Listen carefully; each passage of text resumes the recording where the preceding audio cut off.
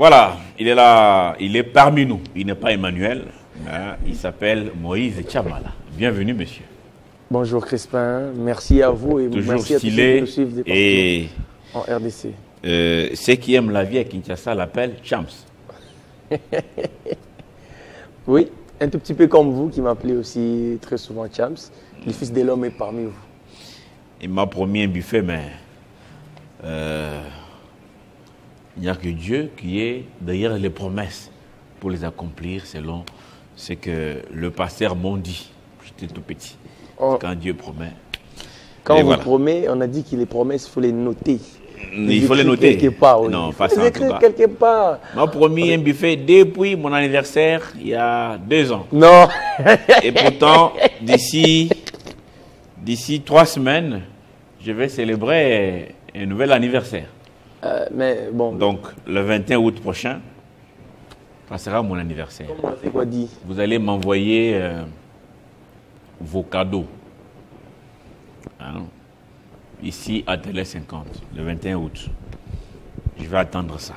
Comme Ça Félix. sera mon anniversaire. Vous savez, Félix Oazi, quoi, c'est un musicien de notre pays, quand même réputé pour ses adages. Il a dit quelque chose qui me fait rire très souvent. Il a dit que mon anniversaire peut vous fêter, Bamboula peut te souhaiter. Vous êtes comme qui le fait 3 fois son anniversaire dans un an. Dans un an, 3 fois, il fait de l'anniversaire. Moi, en tout cas, j'ai vieilli. Hein. J'ai vieilli. J'ai commencé ce boulot à Télé 50. Je n'avais pas tout ça. Vous voyez tout ça là? La tête ici est devenue comme la neige. N'est-ce pas? Tout ça. Dans les poids de l'âge. Donc, voici, il y avait, l'autre était ici, Nathan, et voici Moïse. C'est la relève. Nous autres avons fait notre part. Et voilà aujourd'hui. Tout ça, c'est quoi? Le travail, le stress, l'envie de mieux faire. Parce qu'ici, il y a un principe, parmi les bons, il faut être les meilleurs. Et voilà.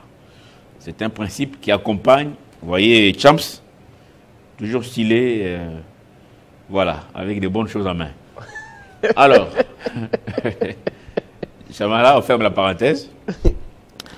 Quel est l'étudiant qui est à l'honneur aujourd'hui? Alors aujourd'hui, celui qui est à l'honneur, c'est un député national, un élu des Djougou. Je parle très bien sûr de la province de l'Ituri. Il s'appelle Jean-Henri Nzanza. Pourquoi Jean-Henri Nzanza, Crispin? Parce que cette question sécuritaire, nous savons très bien que le Nord, à l'époque, le Nord et l'Ituri étaient en état de siège. C'était les 2 provinces sous état de siège. Mais actuellement, il ne reste que l'Ituri. Mais pour les Nord, quand même, il y a eu quelques solutions qui ont été trouvées après cette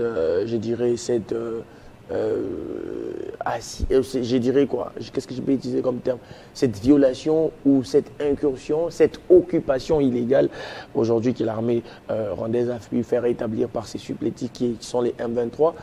On a un traité de paix pour les Rwandais et la RDC, mais on a également l'accord des principes qui a été signé entre les gouvernements et les M23, question de vouloir pacifier les Nord et les Sud Kivu. Mais l'Ituri, qui était également avec ces Nord Kivu, est resté comme ça, est resté orphelin. J'aimerais même dire, utiliser les termes, est resté orphelin. Pourquoi on parle de cela? On a suivi les week-ends derniers, on a pu voir les massacres que les EDF ont pu commettre. Tous les médias en parlent, même les médias internationaux. L'armée même a communiqué là-dessus parce que c'est insupportable de voir des gens en campagne, mais on les a décapités. Il y a eu tout ce qu'il y a eu, des termes qu'il ne faut même pas utiliser à la télé parce que c'était d'une sauvagerie ou barbarie intolérable, Crispin. Alors, ce député est revenu sur plusieurs questions. L'insécurité à Djougou.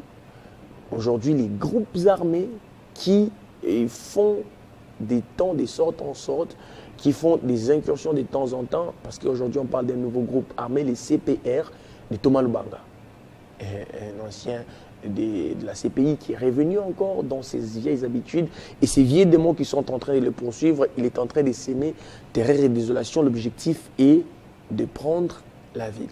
Alors la première question était de savoir, il y a des tueries ces derniers jours à Djougou en tant que député national. Pouvez-vous nous expliquer qu'est-ce qui s'est réellement passé? Parce qu'on sait que c'est à travers les députés que les bases passent leur message afin que tout soit communiqué à la population. D'accord. C'est depuis le 17 du mois en cours que le territoire de Djougou est replongé dans l'escalade de violence perpétrée essentiellement par l'activisme de CRP. CRP, c'est une nouvelle milice créée par Thomas Lubanga, l'ancien passionné du groupe pénal international. Malheureusement, ces événements arrivent quelques jours seulement, quelques semaines après la signature d'un protocole d'accord de cessation des hostilités à Arou depuis le 28 juin. Alors que tout le monde attendait à ce que le territoire de Djougou retrouve la paix, à la surprise de tout le monde, y compris les groupes armés qui ont participé dans le dialogue de Arou 2 et qui ont accepté les cessations des hostilités, la CRP qui malheureusement n'a pas participé dans ce dialogue a replongé le territoire de Djougou, soulevant maintenant les grandes milices contre elle, notamment la Codeco s'est affichée clairement pour combattre la CRP. L'AFPIC s'est illustrée par attaque contre la CRP, y compris la FRP qui était prêt à remonter le territoire du Roumo pour Djougou.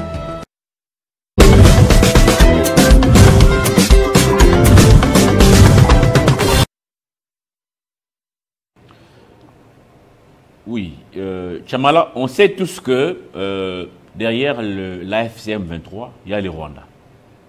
Ça, c'est certifié. Mais qui sont derrière la Codeco? C'est la Codeco, mais la Codeco, les FPIC, les CRP aujourd'hui. ADF et tout ça. C'est quoi leur base arrière? On parle de l'Ouganda. On a dit que... l'Ouganda en même temps, l'Ouganda et nous sommes en opération conjointe. Exactement, exactement. Vous allez voir dans une autre question, il va épingler ces points-là. Aujourd'hui, les CPR a lancé sa milice à partir de l'Ouganda. Quelques jours après, ils ont fait incursion en Ituri. Et l'Ouganda, qui est ici en RDC en train de traquer les rebelles, les EDF, qu'ils appellent les rebelles qui veulent prendre l'Ouganda. Mais pourquoi nous aussi, on n'attaque pas les rebelles congolais à partir de l'Ouganda? C'est très compliqué parce qu'on pointe du doigt, on indexe que du doigt les Rwandais. Mais on n'a pas les courages, excusez-moi les termes, mais c'est ce que j'observe, on n'a pas ces courages-là de venir dire que non, aujourd'hui, l'Ouganda aussi est en train de servir des bases arrières aux ennemis de la RDC. C'est très compliqué. Donc on le sait, mais on fait semblant. On sait tous, on sait, parce qu'il y a des sociétés civiles qui les dénoncent, des députés nationaux qui les dénoncent. Il y a même certains opposants qui sont aussi en train de dénoncer, mais on a du mal. D'ailleurs, il vous souviendra ici que lorsque l'ONU a rapporté son rapport, Crispin, avec des captures satellitaires, il y a également eu l'Ouganda qui servait même au M23 des bases arrières à l'époque avec la route Bunagana, la sortie Bunagana qui tendait vers l'Ouganda. Ça a été prouvé noir sur blanc. Mais on a cité que les Rwandais, on n'a pas cité l'Ouganda. Pourquoi? Parce que peut-être on est en mutualisation des forces avec eux. Mais après, ce qu'on voit à travers les fils de Museveni, Mouzi, lui, il ne se cache pas. Hein, il est dit clairement. À un moment, il a fait semblant. Il est dit clairement. Ça, des retours. Il a continué, il menace d'arrêter le gouverneur militaire. Il est dit clairement. Mon vieux, voilà, Luboya Kachama. Il menace de prendre l'Ituri et Kisangani. Il menace à longueur de journée. Kinshasa parfois pense qu'il est fou, mais ces messieurs disent des choses tout haut, c'est que d'autres Ougandais pensent tout bas. Et puis il est tranquille. Il est tranquille. Il a bien. Et ce qui m'a choqué, il a dit que l'accord des principes entre les M23 et les Rwandais et les gouvernements congolais ne va pas apporter une certaine paix parce que l'Ouganda apparemment n'a pas été associé. Parce que s'il faudrait aussi... L'Ouganda qui avait apporté un soutien logistique conséquent voilà. Est-ce que vous comprenez au M23. D'ailleurs, le M23 était en Ouganda, ne l'oublions pas. Tout est parti de là. Donc, et ce qui choque aujourd'hui, c'est que les PCR de Thomas Lubanga, aujourd'hui, ce n'est pas l'armée qui est en train de combattre cette milice, mais c'est encore d'autres milices comme les FPIC et la Codeco qui sont en train de combattre cette rébellion.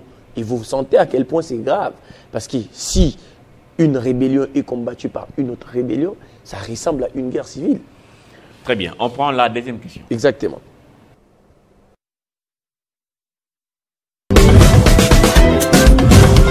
C'est depuis le 17 du mois en cours que le territoire de Djougou est replongé. Et donc vous voyez, déjà il y a des cacophonies.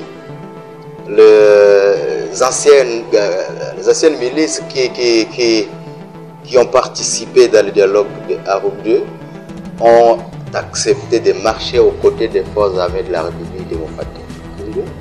D'abord déjà affaibli parce qu'il n'y a pas de dispositif conséquent pour contenir la rébellion. Et donc il y a une confusion jusqu'au point où les grandes agglomérations comme Nizi, comme Iga Barrière, Lopa, Pimbo, Fataki, Ngwalo se trouvent être bloqués. Parce que le territoire de Djougou se trouve aussi à la route nationale numéro 27.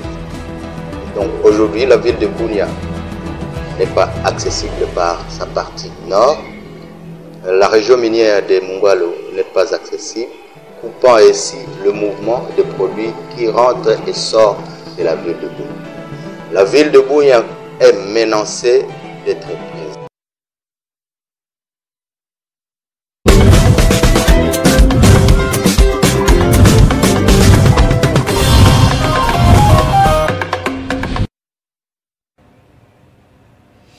Oui, des situations compliquées dans cette partie du pays, l'est de mon pays, ou le Congo oriental, la partie orientale de notre pays, est en proie aux groupes armés, soumise à des atrocités de tout genre, de massacres par ici et par là, à Goma et Bukavu, chaque jour ici on tue, à Rutshuru, à Bunagana, là même les infos ne nous arrivent plus. Je ne sais pas la dernière fois que vous avez eu une info venant de Bunagana. C'est juste l'anniversaire, la date que Bunagana est tombée. C'est tout, hein? On ne sait pas si les gens sont décapités là-bas, s'ils sont enchaînés, qu'est-ce qui se passe? À part les jours où les Ougandais ont pris le courage d'ouvrir les frontières pour permettre aux Rwandais qui sont à Bunagana de percevoir des taxes. Maintenant, il y a maintenant transaction, les gens montent, descendent, ils traversent la frontière avec l'Ouganda, comme si la situation était normale. Et Kinshasa est calme, hein, comme si tout va bien. On l'appelait le consul ougandais ici, il a nié. Et il a dit quoi? Il a nié que l'Ouganda n'a jamais ouvert des frontières vers Bunagana pour que les zones... Et comme Kinshasa n'a pas la possibilité de vérifier tout ça, tout est brouillard. C'est-à-dire que Kinshasa est en train de rouler avec un ennemi et qui a pointé une arme sur sa tempe, j'aimerais même dire ça. Parce qu'aujourd'hui, cette hypocrisie de l'Ouganda, elle ne se voile plus, Crispin.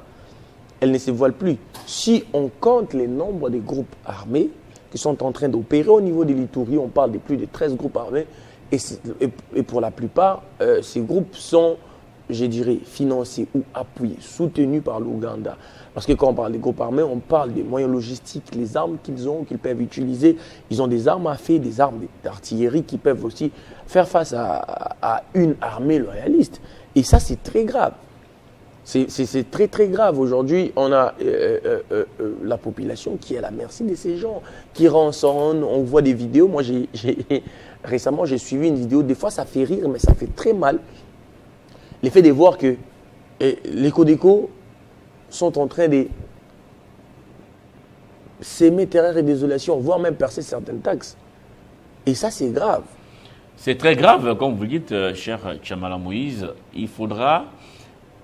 On ne doit pas dormir à Kinshasa. Dire que tout va bien, comme j'ai vu certains ici, festoyer, juste au lendemain de la signature de l'accord de paix à Washington. Non, on ne peut pas festoyer. Il faut plutôt, Tchamala, profiter de la calmie ici. Ces temps morts, ces temps où les armes ne font pas trop de bruit dans l'Est. Galvaniser les troupes. Tout à fait. Mettre en place une armée très, très forte. Équiper l'armée sérieusement. Extirper de l'armée tous les traîtres, où qu'ils soient de l'Est, du Nord, du Kivu, du Centre. Il faut leur place en prison. Avoir une armée réellement au service du peuple. Une armée qui peut défendre la population, Nous avons 9 voisins. La menace peut venir de n'importe quel voisin, pas seulement le Rwanda. On vous apprend que l'Ouganda est dans ces jeux depuis longtemps. Mais vous faites semblant. Les pensées vous pensez que les ADF la tuent comme ça? Les pensées il y a une main noire, il y a une base arrière, il y a un circuit qui fournit des armes à ces gens, des machettes, des munitions, qui fournit même des moyens financiers. Pendant ces temps à Kinshasa, c'est « Ah, on a nommé des Philadelphie, ah, nous, on a travaillé, on a rien eu. » La distraction. Et aujourd'hui, je vous dirais même, Christophe, vous avez compris depuis quelques jours, je dirais 2-3 jours, les politiciens sont maintenant en train de beaucoup communiquer. Pourquoi? Parce qu'ils ont entendu qu'il y a la formation du gouvernement très bientôt. Ah, très bien. Et on voit certains politiciens se mettre devant la porte. Genre, ils sont en train d'observer comment est-ce que les agents viennent travailler. C'est difficile. Ça, c'est un jalero. Indirect et professionnel. Compliqué. Et ici à Kinshasa, entre-temps, on est en train de se discuter déjà. Moi, je vais X, Y ministère, quota X, quota Y. Mais à l'Est, ça brille, les gens ne dorment. Vous verrez des communiqués après la publication de ce gouvernement remanié. Il doit être resserré. Moi, j'ai dit plus ou moins 19 ministres. 10 ministres compris, terminé. On parle des resserrés d'ouverture. Ça veut dire quoi, resserré d'ouverture? Ouais, c'est ça. Donc, il faut prendre peut-être 10 personnes, union sacrée, 5 personnes, opposition, 4 personnes, société civile. C'est fini. C'est tout. C'est ça l'ouverture. 19 personnes. Il faut fusionner. J'ai vu une réflexion sur la page d'une consoeur journaliste, réflexion d'un Congolais. Ça peut vraiment aider. Il y a beaucoup de ministères inutiles. Il y a par exemple, j'avais trouvé quelques ministères, hein, certainement à fusionner, parce que ça ne sert à rien. Par exemple, le ministère de la Jeunesse, selon ce Congolais qui a réfléchi, c'est un ministère à supprimer. Ça ne sert à rien. Les jeunes sont déjà pris en charge par le ministère de l'Éducation nationale. Il y a par exemple le ministère du Développement rural. C'est à supprimer. Développement rural à supprimer. Portefeuille inutile car le ministère du Plan et des Infrastructures existe déjà. Ministère de l'Aménagement du Territoire à supprimer. Parce que les ministères des Affaires foncières, urbanisme, habitat existent déjà. Par exemple, le ministère de l'Intégration régionale à supprimer. Parce que ces prérogatives, c'est à remettre au ministère des Affaires étrangères. Formation professionnelle à supprimer. Ministère de l'Éducation nationale est là pour ça notamment. Ministère des Pêches et l'Élevage et l'Agriculture sont à fusionner. Il ne faut pas, d'un côté, ministre des Pêches et l'Élevage, l'autre côté, pourquoi ça? Ministre délégué près les ministres de l'urbanisme et habitat, à supprimer tout simplement. Les vice-ministres des Affaires coutumières, à supprimer. Pourquoi ces histoires-là de ministre de recherche scientifique, à intégrer dans le SU? Je suis d'accord. En tout cas, c'est monsieur intelligent. Je vais le chercher pour le recevoir. Il est intelligent. Il est vraiment intelligent. Si on fusionne tout ça, mais nous aurons quoi? 19 ministres. 19 ministres. 10 ministres, Union sacrée. 5 ministres, ouverture vers les opposants. 4 ministres, société civile, dont Chamala. Pourquoi pas lui? Chamala Moïse est nommé ministre de quoi, monsieur? Les profils, il est là. Les profils, tu veux quel ministère? Hein? Les profils est là. Chamala avec quel ministère? Dites-moi. Alors, Christophe. J'avais suivi une fenêtre là de Gros Michel qui nommait des gens au téléphone. Vous savez. Il est ministrable. Mais Chamala aussi est ministrable. Très, très 4 ministres. Même. Les gens qui n'ont pas des tendances politiques. Mais 4, Nakadi. Ça existait. 19 ministres. C'est à cause. Vice-ministre y compris. Ça fait affaire.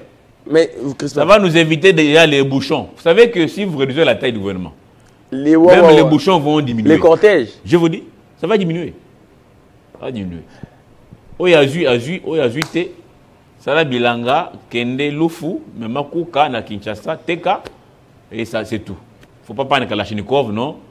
Comme on a limité, je pars à Kigali, non. C'est que les frères a dit, ça existait déjà, mais c'est à cause des histoires comme celui-ci, des dialogues qui a eu ceci. C'est la politique qui a fait cette ouverture. On connaissait à l'époque, il y avait les ministères budget, économie, finance, c'était un ministère. Sport, culture, loisirs, jeunesse, c'était un ministère. Développement rural, aménagement du territoire, c'était un ministère. Je pense même que c'était dans les ministères, si pas affaires foncières, c'était dans l'urbanisme et habitat. Vous voyez, vous êtes dans les mêmes secteurs, il y a aménagement du territoire qui est un ministère, urbanisme et habitat qui est un ministère, affaires foncières qui est un ministère, développement rural qui est un ministère. Mais tous font presque la même chose. Élevage et pêche. Je me souviens que pêche et élevage étaient dans l'agriculture, quelque chose comme ça. Je vous dis. C'était un ministère. Il faut même seulement un seul ministère. Ministère de Affaires foncières, urbanisme et habitat. Point. C'est tout. Fini. L'aménagement du territoire, c'était une direction, si je ne me trompe pas. Je vous dis, on ne peut pas multiplier des ministères inutilement. Inutilement. Soyez courageux, monsieur le président. 19 ministres, moi ça me va. 10 ministres, Union sacrée, 5, ouverture vers les opposants, 4, donner aux inconnus. Il faut aussi... Aux gens qui ne font pas les dialélos. Supprimons cette histoire. Aux gens qui n'ont pas des tendances. Des Congolais intelligents, il y en a parmi nous. Supprimons cette histoire des ministres délégués. Ils ne sont pas qu'à Kinshasa, ils sont partout au Congo ici. Faites venir ces gens-là. Ministres délégués, ministres prêts, il faut supprimer. Tout ça, ça a enlevé tout ça. Il faut supprimer. Hein? C'est de l'argent qui va... on va drouiller comme ça. Oui, Alain Kane nous dit, finance et budget, oui. Mais c'est ça. Ministre des Finances et des budgets. Point. Finance, budget, économie, c'était un ministère. C'est tout. Oui, finance, budget, c'était un ministère. Point. Ça fait simple. On peut avoir 19 ministères. Fini. C'est tout, je vous dis. Et puis, Premier ministre, ça fait 20. C'est tout. C'est ça un gouvernement resserré et d'ouverture, à mon entendement. Mais lorsqu'on doit subir les caprices des gens, ceux qui sont chez les prophètes et les pasteurs, les féticheurs, chez les TikTokers, non, faites ma promotion. Comme elle m'a appelé, non, prie pour moi, je dois être maintenu. Moi, j'ai prié, j'ai fait ma part. Et bon. Tu as aussi la part dans son cabinet? Non, je ne suis pas dans son cabinet. Mais c'est quoi l'intérêt? Même Dieu... Quand ils sont en bonne santé et aux affaires, ils n'appellent pas les gens.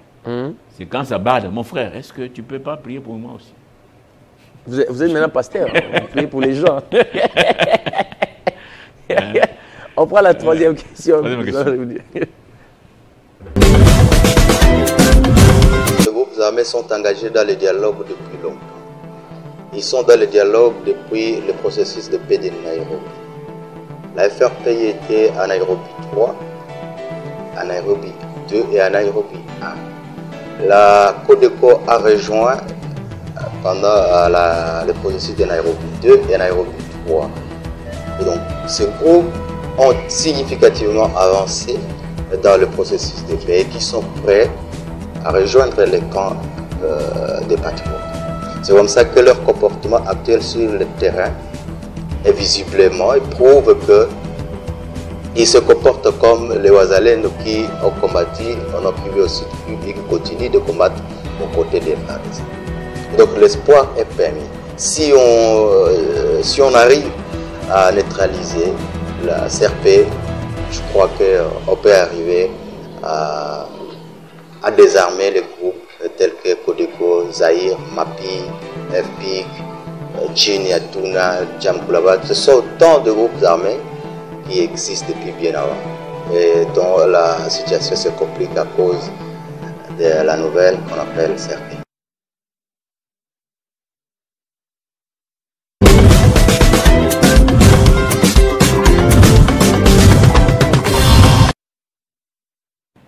Esther Chabani, depuis Katakokombe. Vous connaissez? Oui, Katakokombe. Dans le Sankourou. Bonjour, chers journalistes. Dans mon village, il y a beaucoup de jeunes intellectuels ministrables. Ouais, c'est vrai. Madame ou mademoiselle, vous avez raison, c'est vrai. Pourquoi pas un nom, hein? Tiré de là, Katakokombe, ministre d'État. Ça fait du bien. Il vient ici, il travaille. L'avantage est qu'il n'aura pas le courage de vite voler des millions. Il a peur. Il veut travailler, il veut prouver que je connais. Il a peur. Quand vous remettez toujours des dinosaures, les gens qui n'ont plus peur de rien. Des habitués. Ils ont tout fait dans la vie, je vous dis tout. Tout. Donc, de localiser des millions, ça ne fait ni chaud ni froid. Surprenez les Congolais. Avec des nouveaux noms. Des nouveaux noms, des gens intelligents. Est-ce que c'est toujours les... D'ailleurs, c'est ça aussi le rôle de nos services d'intelligence, notamment l'ANR. Pas seulement interpeller les gens à minuit ou aller enlever des gens pour des destinations inconnues, non, mais c'est pour détecter partout au pays des gens qui sortent d'îlots, des intelligences rares. Non, chef, excellence, on a vu à Popo Kabaka, vous connaissez là-bas? Jeune Moko Boye, en tout cas, il est intelligent. C'est monsieur, non, pouf, pouf, nommé DG. Ça va, ça fait du bien. Ça fait du bien. Mais nous, c'est... Pas seulement ceux qui crient en dessous des arbres, non. Mais il y a des gens intelligents. Et le Congo appartient à tous les Congolais. Pas qu'aux Quinois, la diaspora, aux gens des églises, non. Mais à tous les Congolais, d'où qu'ils soient. C'est tout. Monsieur le Président, il nous faut aussi de nouveaux visages. Ah oui. Pas toujours les mêmes personnes. Parce que, voilà, il y a des gens, j'aimerais pas citer des noms, mais on sait que peu importe le gouvernement, il sera toujours ministre. Peu importe le gouvernement, il sera toujours ministre. Et on a vu que c'est les mêmes noms qui, soit il est ici, il quitte ici, il va à un autre endroit. Donc on veut peut-être des nouveaux noms, mais des personnes très compétentes. Ça sera aussi bien. Alors, pour revenir sur, comme on dit chez les Français, revenons à notre mouton, à nos moutons. Les députés étaient en train d'expliquer quelque chose qui... Pourquoi pas nos chefs? Quelque chose d'important. Vous voyez que Crispin, dans les processus de démobilisation et désarmement, il y a les groupes comme les Codeco, les FPIC qui ont participé à ces processus d'épée de Nairobi. Nairobi D et Nairobi 3. Et ils sont en phase de désarmement et pour la réinsertion communautaire. Mais aujourd'hui, ils ont repris les armes parce qu'il y a une autre milice qui est aujourd'hui en train de vouloir, qui se présente comme une menace. Et vous savez que ces gens-là, pour eux, quand ils veulent déposer un truc, oui, ils avaient des intérêts et qu'une autre personne ou un autre groupe veut récupérer, ça devient encore un autre problème pour eux. Ils se disent que non, ils sont en danger parce que les monopoles qu'ils avaient, ils ne leur ont plus parce qu'ils vont intégrer un processus de paix. Et pour ça, ils ont repris les armes. C'est très compliqué. Alors, il faudrait reprendre les choses en main pour quand même combattre cette milice. On prend la quatrième et dernière question. La quatrième et dernière question était celle de savoir, pensez-vous que les accords de paix signés actuellement entre la RDC et le Rwanda ou ces traités de paix, ou cet accord de paix signé entre cet accord de principe qui a été signé entre les M23 et les gouvernements congolais peut avoir des retombées de paix aussi sur les touristes? D'accord.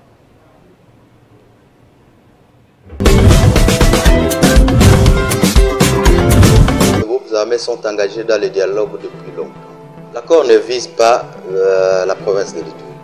L'accord est signé entre le gouvernement congolais et le gouvernement rwandais. Et dans toutes les dispositions reprises dans cet accord, il ne faut pas attention à la province de l'Ituri, à la situation particulière de l'Ituri. Parce qu'il y a une différence. Du côté du Nord Kivu et du Sud Kivu, notre pays est agressé par les groupes armés soutenus par le Rwanda. C'est reconnu. Même le processus de Doha n'exclut pas la situation de la province de l'Ituri. C'est à ce niveau-là ici que nous sommes en train de vouloir interpeller la conscience des décideurs ici à Kinshasa. Sous-estimer ce qui se passe en Ituri, c'est commettre une erreur grave. Là derrière, il y a la mémoire de l'Ouganda. N'oublions pas que l'Ouganda trouve être la pièce maîtresse qui œuvre d'une manière sous-entendue.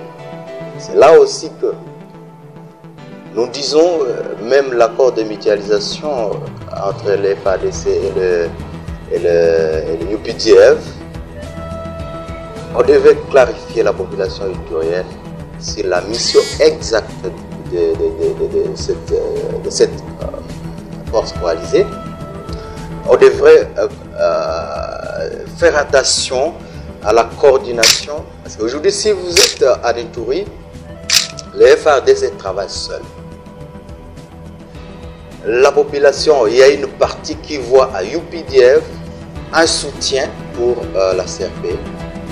Et les informations à notre possession prouvent à suffisance que c'est vrai. Et donc, je pense qu'on doit faire très attention avec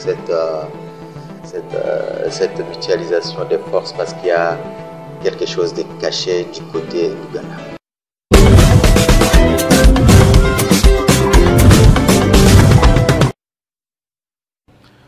Et voilà, ça n'est fini hein, pour aujourd'hui. Les 5 questions.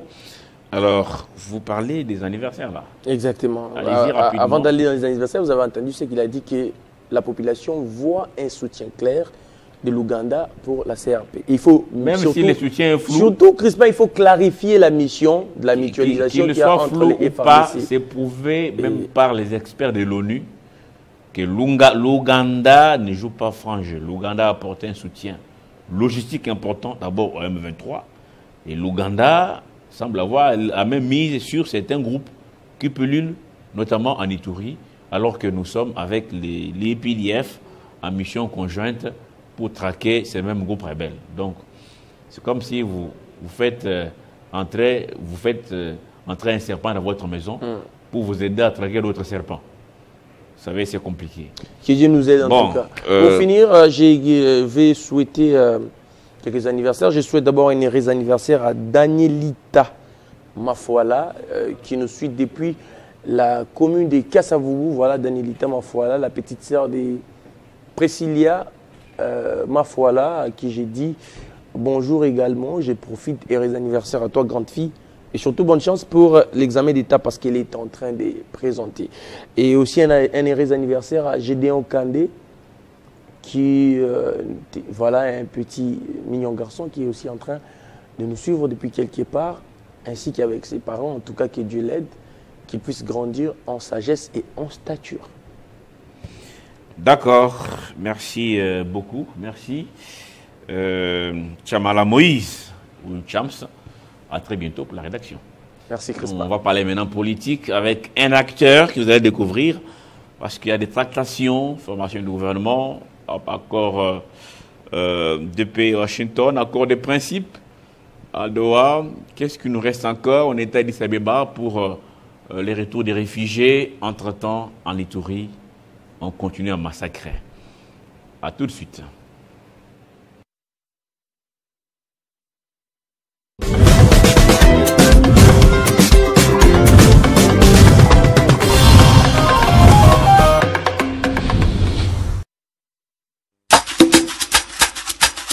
Il a dit, il a fait.